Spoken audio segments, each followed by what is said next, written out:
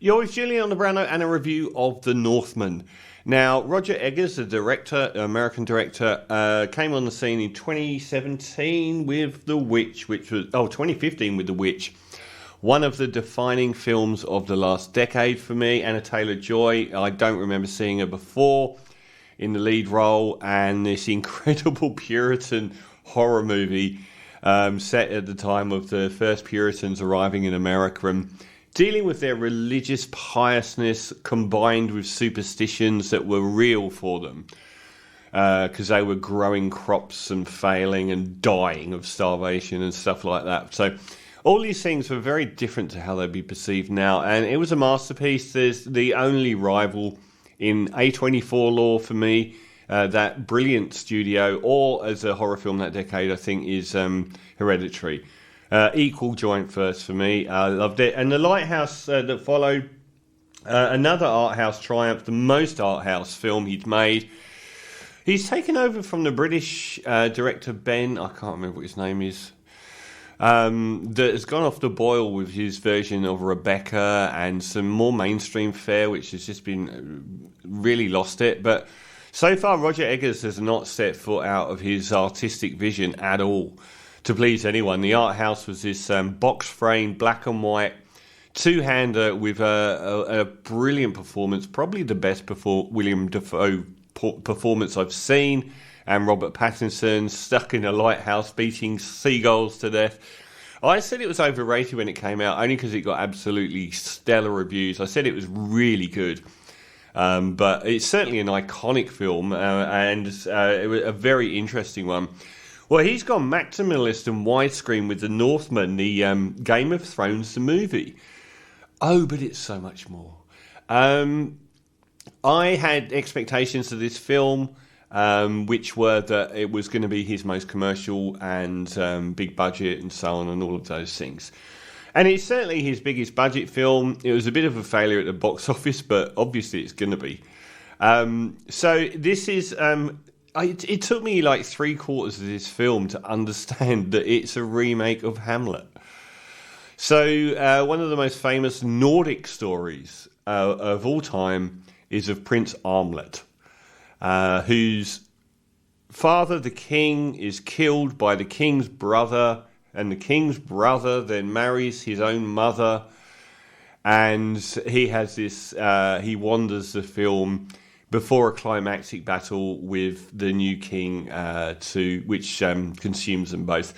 And it took me like 3/4 of, I think this story is so familiar. Prince Amleth. Oh, right.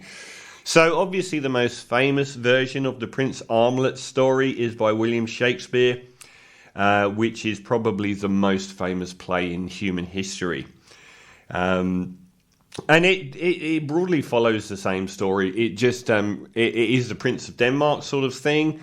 It follows a king played by some really good people in this. Played by Ethan Hawke. Is the king of this region, sort of in Denmark, and he's away a lot. His wife's Nicole Kidman. A lot of low grade actors in this. And he's out at sea fighting battles and comes home and he's kind of distant to his wife. You can tell that she's not happy. And the brother is also quite a dark character. Claes Bang, he's a great actor in this. He's definitely going to get into some more American films. He's the brother of the Ethan Hawke character, and he's quite dark. He's got his own child. I think whoever gave birth to that child died. He's a very angry man. Alexander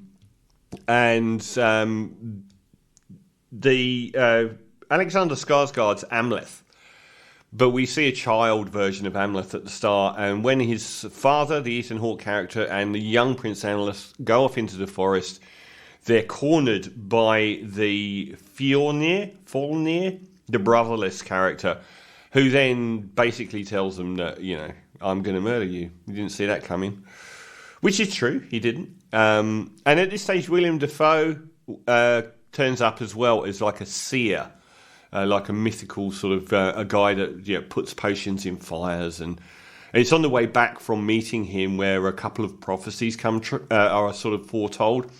that he's murdered. The king's murdered by his brother. The brother takes over the kingdom and tries to kill the young Amleth, who escapes, cutting the nose off of his attempted assassin, who tells the new king that the boy's dead. But the new boy runs off and finds the most wonderfully named group of medieval people in history, the Berserkers. See, it's kind of Russia, I guess, a bit. And they basically rape and pillage villages and all of this stuff.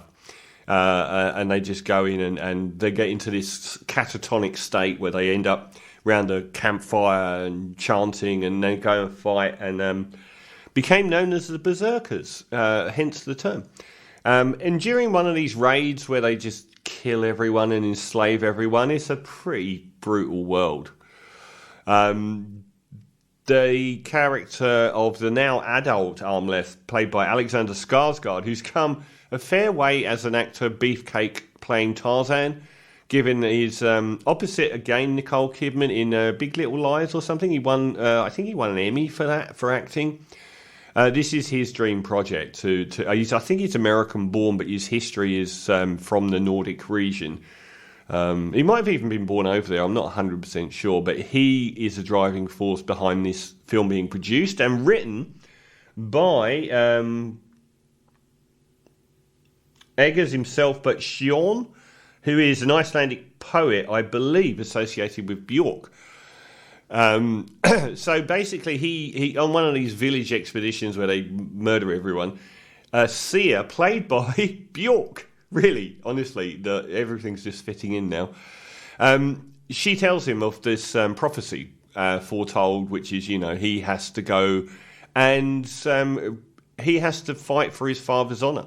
He has to kill the uncle that killed his father, and that's his fate, and he has no choice. And at that point, he then leaves the Berserkers and he finds out that his uncle has actually been driven out of the Danish region, or whatever it was called back then, by a much more powerful king, and he's fleeing to Iceland to set up a new, smaller kingdom in Iceland, and taking all his slaves with him to establish this colony in Iceland.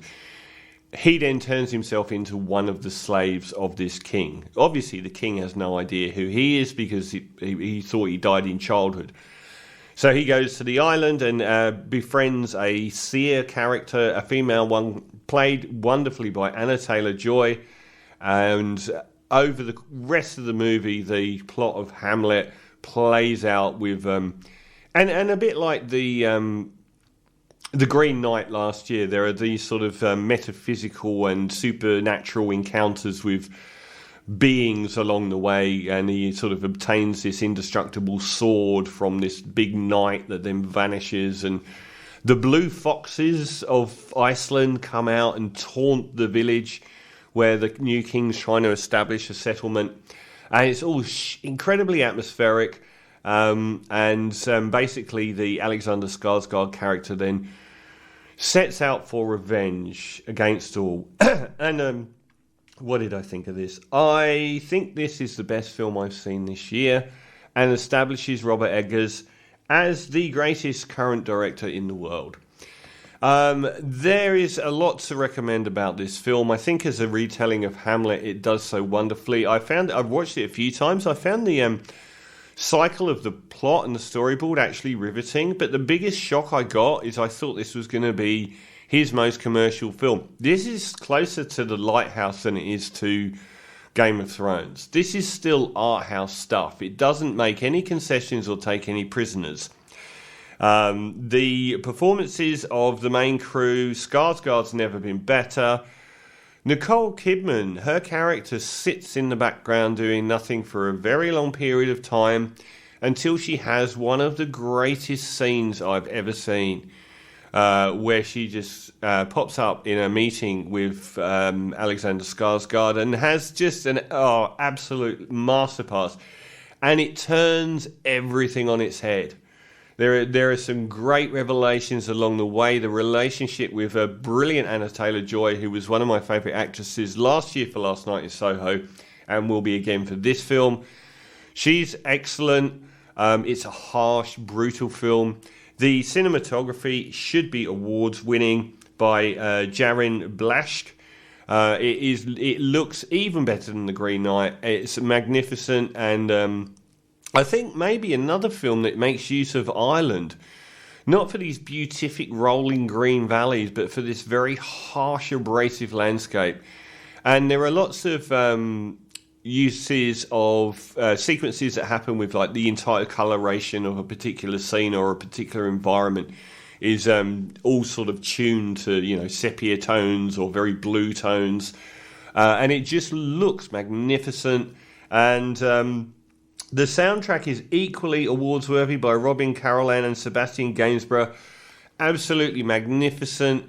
Medieval tribal rhythms, and it builds in intensity throughout. It's another absolutely striking thing. So the direction's magnificent, the acting's excellent, the screenplay's excellent, the cinematography's excellent, the soundtrack's excellent, and it builds up to this like end of Lord of the Rings crescendo, which is magnificent.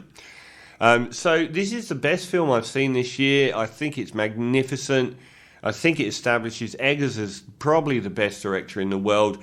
So I'm going to give The Northman a 9.5 out of 10, which has not been done more than a couple of times in the last few years. 9.5 out of 10 for The Northman. Yes. This is